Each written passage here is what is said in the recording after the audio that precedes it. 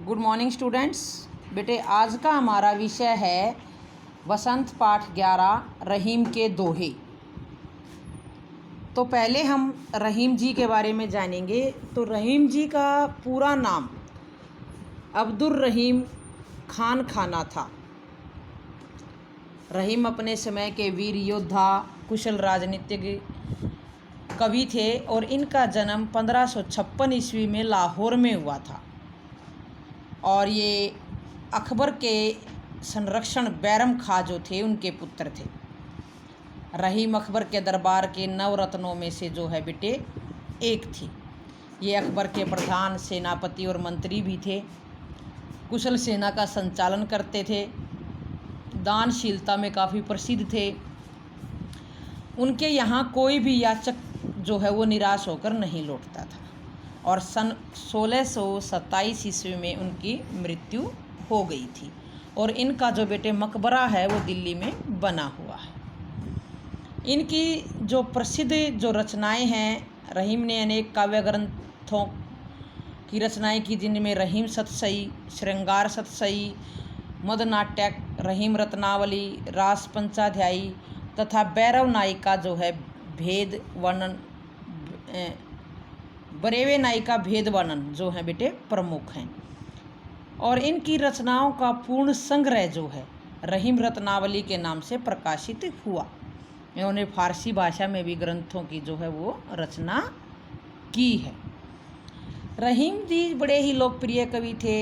इनके नीति के दोहे तो सर्वसाधारण की जीव्या पर रहते थे। अगर रहीम जनसाधारण में अपने दोहों के लिए प्रसिद्ध थे तो उन्होंने कवित, सवैया, सोरठा और बरवे छंदों में भी सफल काव्य रचना की है और रहीम का ब्रज और अवधी भाषाओं पर समान जो है अधिकार रहा है। तो अब हम पढ़ेंगे दोहे। तो पहला दोहा है, कही रहीम संपत्ति सगे, बनत बहुत बहुरीत, विपत्ति कसोटी जे कसे, तेई साचे मीत। संपत्ति सगे यानी कि धन होने पर अपने होना, बहुरीत तरह तरह से, विपत्ति मुसीबत, कसोटी जांच और कसे जो है खरा उतरना। रहीम जी कहते हैं कि जब धन मनुष्य के पास रहता है तो तब अनेक प्रकार के लोग, सगे संबंधी, रिश्तेदार जो है उसके बनने लगते हैं। पर ऐसे लोगों को हम सच्चा मित्र नहीं कह सकते। सच्चा मित्र तो वही होता है जो मुसीबत के समय, जो मुसीबत जब हम पर आए तो उस कसौटी पर जो वो खरा उतरे। जैसे खरा सोना कसौटी के पत्थर पर खरा उतरता है, उसी प्रकार सच्चा जो मित्र होता है हर विपत्ति की घड़ी में साथ निभाता है। जब हमारे पास धन होती है, दौलत होती है तो सभी हमारे अपने बनने का प्रयास करते हैं, मगर जब हमारे पास ऊपर मुसीबत आती है, मुसीबत के समय जो हमारा साथ देता है वही जो है हमारा क्या होता है, सच्चा मित्र होता है। तो बेटे इसमें विपत्ति कसौटी में हमारा रूपक अलंकार है और बनत बहुत बहुरीत, बनत बहुत बहु यहाँ पर बै की आवृत्ति है, यहाँ पर हमारा अनुप्रास अलंकार का प्रयोग हुआ है। सेकंड है बेटे, जाल परे जल जात बही, तजी मीनन को मोह, रहीमन मछली नीर को तजू न छोड़ छो। तजी होता है बेटे त्यागना और मीन होता है मछली और नीर होता है पानी और छोड़ती होता है छोड़ती। जब नदी तालाब का जो जल होता है तो वो क्या होता है, पानी, वो मछलियों के मोह को त्याग कर जो है वो आगे बढ़ता रहता है, आगे बह जाता है। लेकिन मछली जो है उस पानी के मोह को नहीं त्यागती।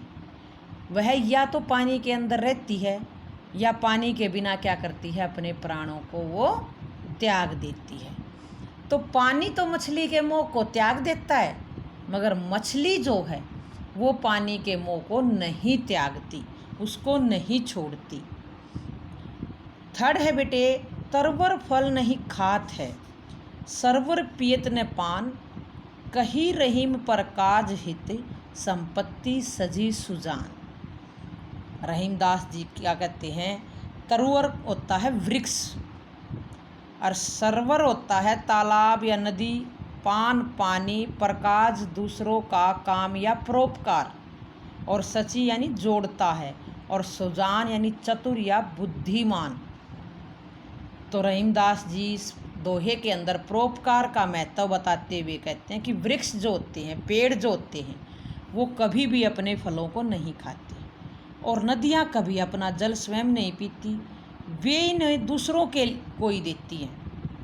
दूसरों के लिए ही पेड़ फल देता है, नदी दूसरों के लिए या तालाब दूसरों के लिए जो है वो पानी देते हैं, उनका वो कभी भी अपने आप उनको ग्रहण नहीं करते। उसी प्रकार से जो सज्जन व्यक्ति होते हैं वो दूसरों की भलाई के लिए धन संपदा जो है, धन संपत्ति का जो है वो संग्रह करते हैं।